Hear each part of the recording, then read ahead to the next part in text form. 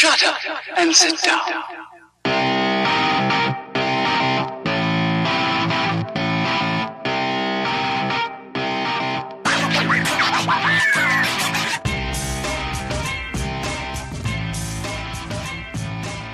Good morning, good afternoon, good evening, wherever you are. This is episode 8 of the Baseball and Beer Podcast. I am Brendan Bowes, and I just want to thank you for joining me as we explore and discuss two of America's most favorite things in the world. That is, of course, baseball as well as beer. If you ever want to get in touch with me, communicate to me about anything in the world, even anything outside of baseball and beer, I could be reached in several different ways. You can visit my website where past podcasts are put up for people way in the future to be able to hear me if they ever stumble upon me. You can find me there at baseballandbeerpodcast.blogspot.com. Again, baseballandbeerpodcast.blogspot.com. Again, that's where all previous podcast episodes are put. I made it easy to just click a link and be able to listen to any of the episodes. So if you're listening to this one, episode 8, there's 7 previous ones that are ready for you to listen to. If you prefer to send an email, best email address to get to me is going to be baseballbeerpodcast@gmail.com. Excuse me for 1 second. I just had something not digest the way it's supposed to.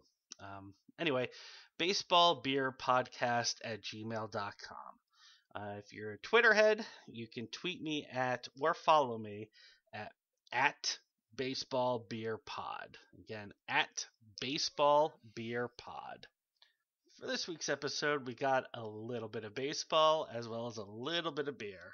Obviously, that's the name of the podcast, so I would hope you would not imagine anything less. But baseball, we're going to touch upon a bit of a touchy episode, and if I feel up to it, I might put the White Sox on blast.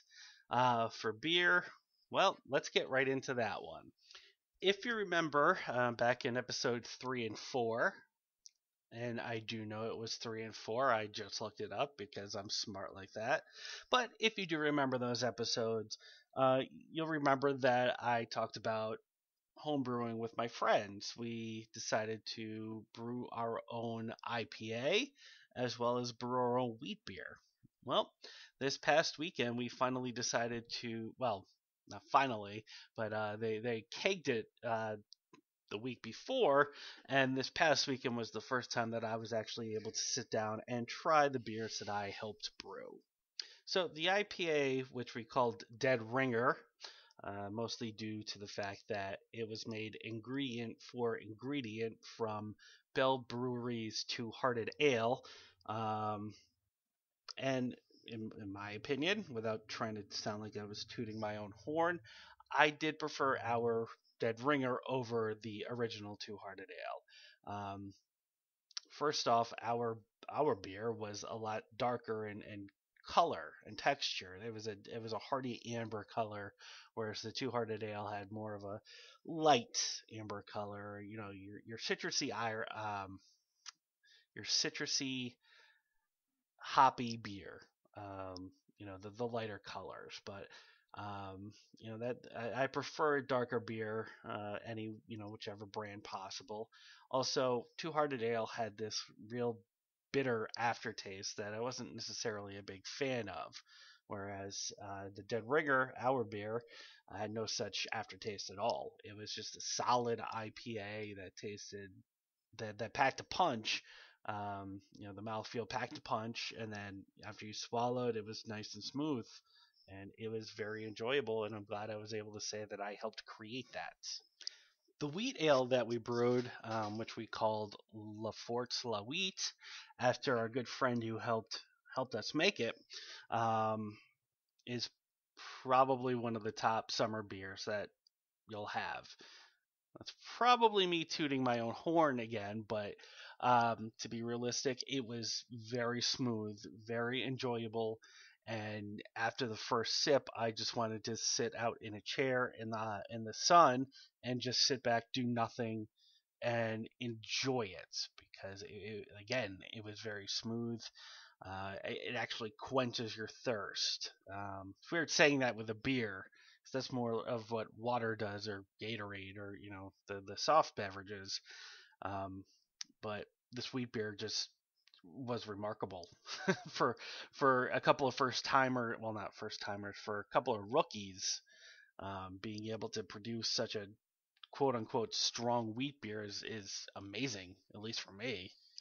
It just felt like we were able to really encompass what summer beer was supposed to be without, don't want to say cheating towards a shandy or anything like that, because shandies are great in their own right, but if you know as people call it, it's a great lawnmower beer.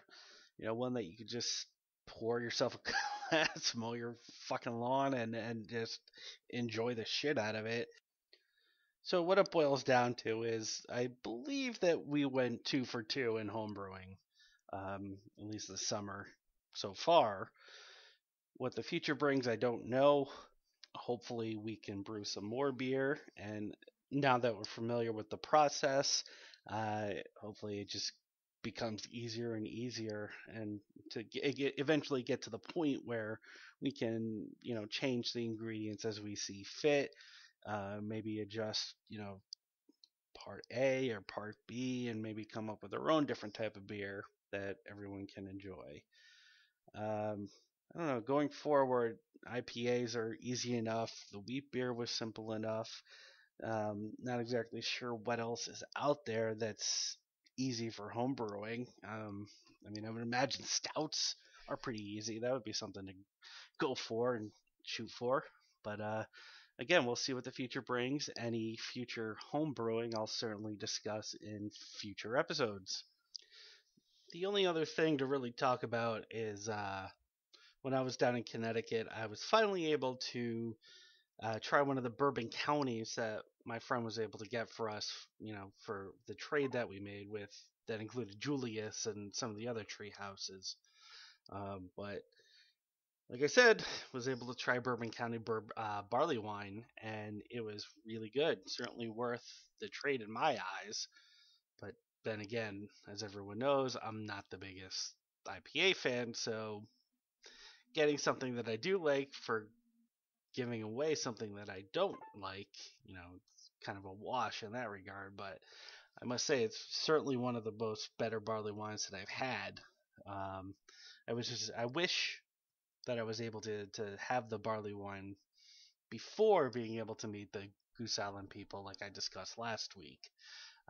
That way, I would have been able to praise them some more, probably get some more free swag for that. But you know, can't win them all. But at least I got to say that I've had the Bourbon County barley wine and that I really did enjoy it. Fortunately, was not able to try the stout, the Bourbon County stout that we got, or try Abyss, which is a stout from a different brewery. Wasn't able to try either of those, but we still have them. They don't go bad, so they're going to be waiting for me the next time I go down to Connecticut. So got that to look forward to. Really, outside of that, as well as trying the home brews, there's really not a whole lot else to discuss in terms of beer, really. Although I did hear that Jack Abbey is putting out their cask later on today that includes their Smoke and Dagger that's been mixed with some form of cookies. I think that's what I read. It's cookies with almonds. I think the cookie also contains cinnamon, give it a spice kick in that direction. But I think I'm going to go in and give that a shot tomorrow and see what that's like, because never had a cookie beer before. And this will probably be my only chance to do so. So I am going to take that opportunity and see what happens. Of course, I'll report back on it if it's anything spectacular or if it's really bad. Because usually the two extremes are what people like to hear. So, I don't really know how to segue into the baseball part anymore. I know typically I just start talking, but I don't know. Feels like that there should be some sort of bumper here. But in between, don't know how else to bring it up really, but I bought Arkham Knight the other day. Actually, the day it was released. And while I'm not the biggest video game person in the whole world, I do like the Batman Arkham series. Um, I played Arkham Asylum. I played Arkham City. I have Arkham Origins on my computer. I played probably the first hour of it, but then Arkham Knight came out, so I got to spend my time on that. I've already put in probably about 90 minutes into Arkham Knight. That was only after one day, but I love it. I love the series. I love the type of games that give you an open world, but kind of direct you as to where you're supposed to be going. Because I'm too old for linear stuff, but I don't play video games enough to really appreciate super open worlds where you can do anything you want to. I'd rather have the familiarity of being told where I'm supposed to go without it being too directly linear, if that makes sense. But I do suggest picking it up. It's very solid. I have heard that the PC port is pretty crappy. Thankfully, I have the PS4 for it, and that's how I'll be playing it, and that's how I'll be playing most video games going forward. So yeah, that was that. Um, I guess I'm trying to keep putting it off, but it's now time for baseball. Uh, I prefer having a later side podcast. I know that it's easier for me to enjoy myself while talking about baseball and just give my opinions on some lighter stuff and have fun and all that. But um, this week I wanted to talk about Pete Rose. I know it's a very touchy subject, but figured go down this road, see what happens, see what I can come up with, and if people like it and want me to dive further into the deeper, darker part of baseball, I'd be more than happy to. So Pete Rose, everyone knows this story, or at least the story up until this past week. Pete Rose, great baseball player, superstar hitter, leads all major leagues in base hits. With I think he's the only person with over 4,000 hits ever for his career, which is just truly insane. Uh, to put it in perspective, Alex Rodriguez earlier this week or late last week um, just got his hit 3,000. He's probably going to retire in about 3 or 4 years. Probably doesn't have a shot at 4,000, but yeah, Pete Rose is the only one who's done that. He's an insanely good baseball player, um, but he kind of has a downfall. He's a gambler. Was a gambler. Don't know if he still is, but he was accused and admitted to gambling on baseball while he was a manager for the Cincinnati Reds. The story goes that Pete Rose wrote a book about baseball, but Major League didn't want him to put it out unless he actually admitted to betting on baseball. Also, they would be putting a ban on him for life for baseball. Previously, Pete Rose had denied the fact that he ever gambled on baseball. So Pete Rose took this into consideration and decided that he'd rather have his book put out. So he said the truth. He admitted to gambling and accepted the permanent ban on baseball. Although over the last few years, talks have started to pick up about possibly allowing Pete Rose to get into the Hall of Fame, as voted in by the Baseball Writers of America Association. Um, and there was even talks, with the new leadership of Rob Manfred, who's the new commissioner of baseball, about even possibly having the lifetime ban lifted. But then the anvil dropped. As it turns out, Pete Rose also gambled on baseball while he was a baseball player, which is something that he really continued to deny even after he admitted to gambling as a coach or a manager or whatever you want to call him. and that pretty much put the final nail in the coffin for him between any collaboration of Pete Rose and Major League Baseball. But he can always get tombstone by Kane whenever he wants to.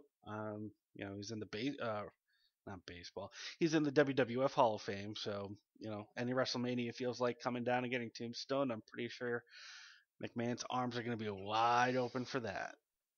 So, what do I think of all this? Well, in a vacuum, there's been strict rules in place against gambling in baseball for a long, long time. It's not like the rules were vague or anything. It clearly says do not gamble, no gambling. Um, there wasn't any gray areas. There was nothing vague about it.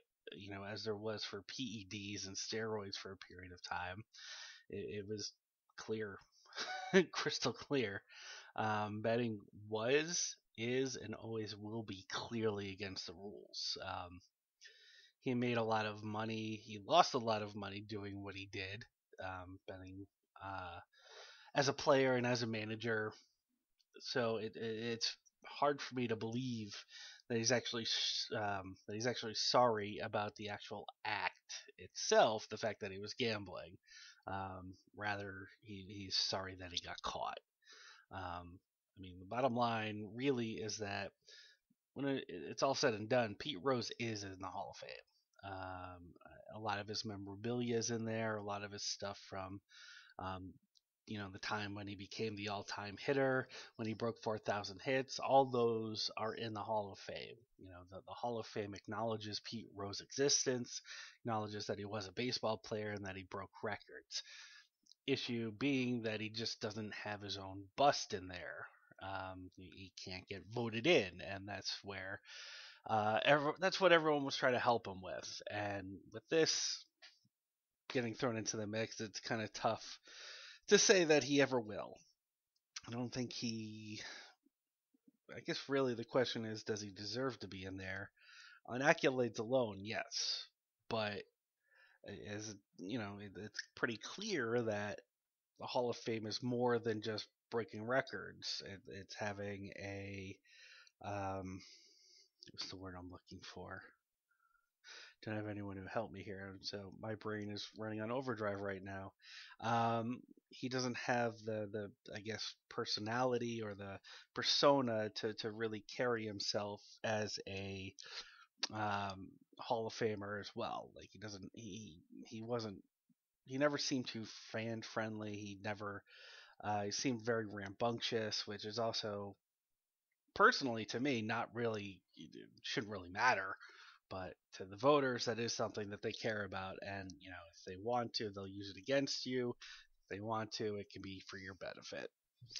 So yeah, the rules are rules. Rose broke them, so he's got to suffer the consequences. If this was more of a moral or ethical issue, and gambling was never in the rules, but Pete Rose was just the biggest name that ever got caught with doing it illegally. I personally wouldn't have any problem with then putting Pete Rose in the Hall of Fame. It's just a matter of that Major League Baseball clearly had a rule saying that nope, you can't bet. Not a good thing to do.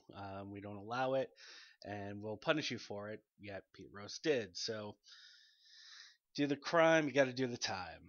And as cliche as that is, that's the only thing I can really think of. So that was the Pete Rose discussion. And if you have any questions or want to discuss it with me one-on-one, you can reach me via the contact methods I go over in the beginning and end of every podcast. But before we go, I just wanted to kind of talk about the White Sox, since it's been a while since I have, and they are pretty terrible right now. They're record-wise, they're not the worst team in the league, strangely enough, but they're playing like the worst team in the league. They're 8 games below 500. They're currently playing right now, and they're losing 6-1 to the Twins, and that's even with Chris Sale on the mound. And that's Chris Sale, who's at 10 strikeouts already with no walks, giving up 8 hits, and he has given up 6 runs. Actually, I don't think were all those earned runs. Let me take a look here.